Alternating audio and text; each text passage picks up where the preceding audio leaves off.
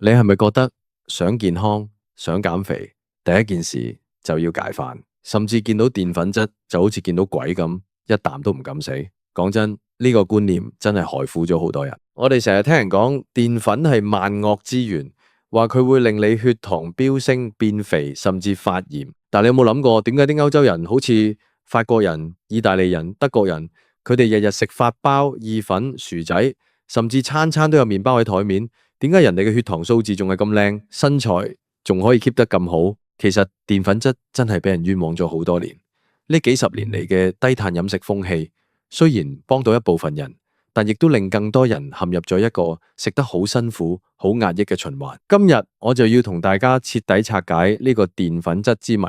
我會由科學角度出發，話你知點解歐洲人食咁多澱粉都冇事，仲會揭秘嗰個食極唔升血糖嘅關鍵招數。聽完之後你就會發現，原來我哋根本唔使同白飯、麵包斷絕往來，最緊要係你要識得點樣食。我哋先嚟睇下呢個所謂嘅歐洲悖論。如果你去過歐洲旅行，或者有朋友住喺嗰邊，你一定會發現佢哋嘅飲食文化簡直係澱粉質嘅天堂。由朝早嘅牛角包，到晏晝嘅三文治，再到夜晚嘅意粉或者燉肉配薯仔，澱粉質佔咗佢哋能量來源嘅好大一部分。根據一啲營養學研究，好多長壽嘅歐洲地區，佢哋嘅碳水化合物攝取量其實高達50%甚至60%。相比之下，香港好多人依家將碳水減到得返20%、30%，但係糖尿病、高血糖嘅比例反而一直升。呢件事係咪好奇怪？首先我哋要明白，唔係所有澱粉都係一樣嘅。歐洲人食嘅包，同我哋平時喺街市、超市買到嗰啲鬆軟到好似棉花糖咁嘅排包、忌廉包係兩回事。喺歐洲，好多傳統嘅麵包係用天然酵母長期發酵而成嘅，例如酸種包。呢種發酵過程其實已經幫你消化咗一部分嘅澱粉質。最重要嘅就係呢啲麵包通常係用粗糧全麥整嘅，纖維量極高。當纖維含量高嘅時候，佢會喺你個胃度形成一種屏障，減慢糖分吸收嘅速度。所以人哋食包係慢火煎魚，血糖慢慢升慢慢跌。我哋食嗰啲精製白麵包就係坐火箭，一食落去血糖就爆標，胰島素跟住狂飆，最後結果就係脂肪積聚。講到呢度，你可能會話：咁我平時食白飯、食廣東麵呢啲點計啊？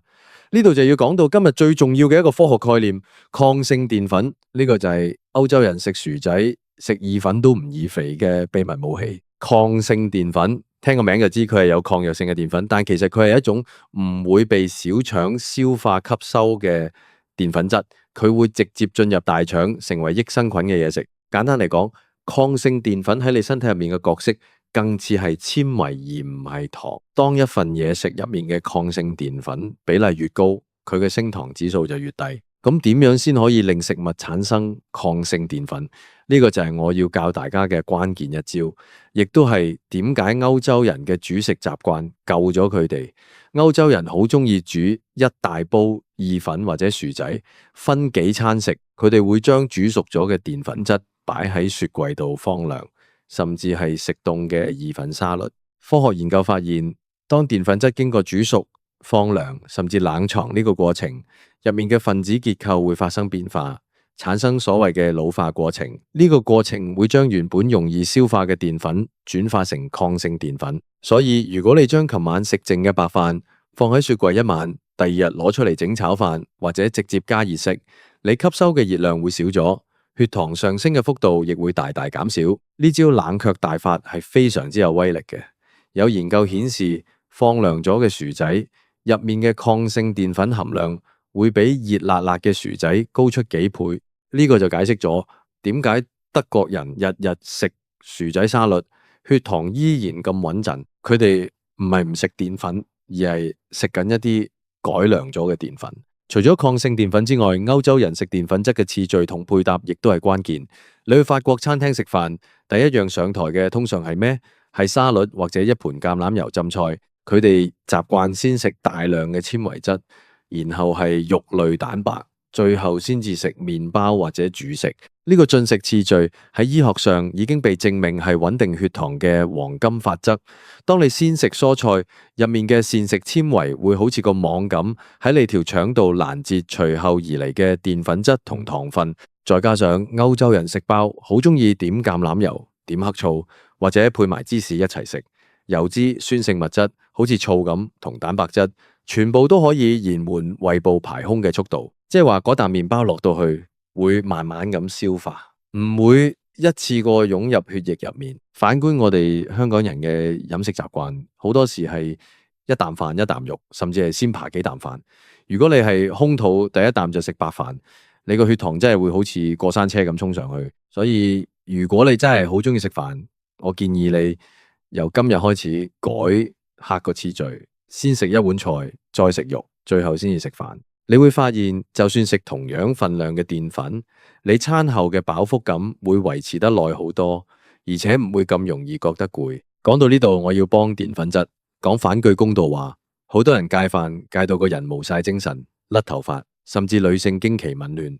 點解？因為碳水化合物係大腦最直接嘅能量來源。當你長期極低碳，你個腦會覺得你處於饑荒狀態，佢會叫你嘅代謝減慢。呢個就係點解好多人戒飯初期瘦得好快，但係好快就遇到平台期，一食反少少嘢就反彈得仲犀利。其實澱粉質入面嘅複合碳水化合物可以幫助身體分泌血清素，呢種係令人覺得開心放鬆嘅物質。好多人戒碳水戒到個人好燥底，見人就想鬧，其實係因為你個腦餓得太緊要。歐洲人對食物有一種尊重，佢哋唔將食物標籤成敵人。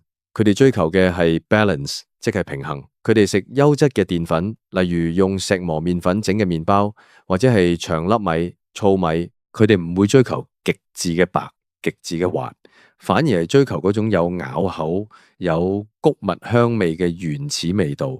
呢啲未經過度加工嘅澱粉，保留咗大量嘅維他命 B 群同礦物質。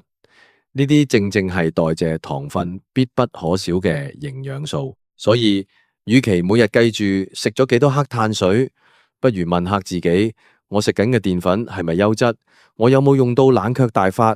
我有冇配搭充足嘅纖維同油脂？我識得一位朋友，佢以前係一個戒飯達人，由20幾歲開始就唔食飯，搞到個人面色蠟黃，仲有嚴重便秘。後來佢去咗意大利住咗1年。見到當地人60、70歲都仲係咁精壯，仲係咁樣食意粉，佢開始跟住當地人嘅食法。意粉唔好煮到太爛，加大量嘅橄欖油同新鮮番茄、蔬菜。結果佢返到香港之後，發現自己唔單止冇肥到，反而成個人精神咗，血糖指標仲變返正常。呢個故事話俾我哋聽，人體唔係一部簡單嘅計算機，唔係入幾多熱量就出幾多脂肪。我哋嘅荷爾蒙、腸道菌群、食嘢嘅心情，全部都會影響代謝。當你學識點樣同澱粉和平共處，你先至可以真正獲得飲食嘅自由。總結一下今日嘅重點：第一，澱粉唔係罪，關鍵係點樣處理；第二，善用抗性澱粉，將煮熟嘅飯或者麵放涼、冷藏再加熱，可以大大降低血糖壓力。第三，掌握先菜後肉再澱粉嘅進食次序，加埋適量嘅好油同酸醋。第四，選擇原型食物，遠離精製加工嘅白麵包、餅乾。如果你已經戒飯戒到好辛苦，或者你屋企長輩好驚血糖高而唔敢食飯，請你將呢套方法分享俾佢哋。健康應該係一件好快樂嘅事，而唔係每日喺度同食物搏命。我哋要學嘅唔係唔食，而係識食。當你掌握咗呢啲技巧，你會發現原來你可以食得好豐富，同時身體又可以好輕盈。講咗咁耐，我最想大家記住嘅係唔好俾呢幾十年嚟嘅恐糖症嚇親。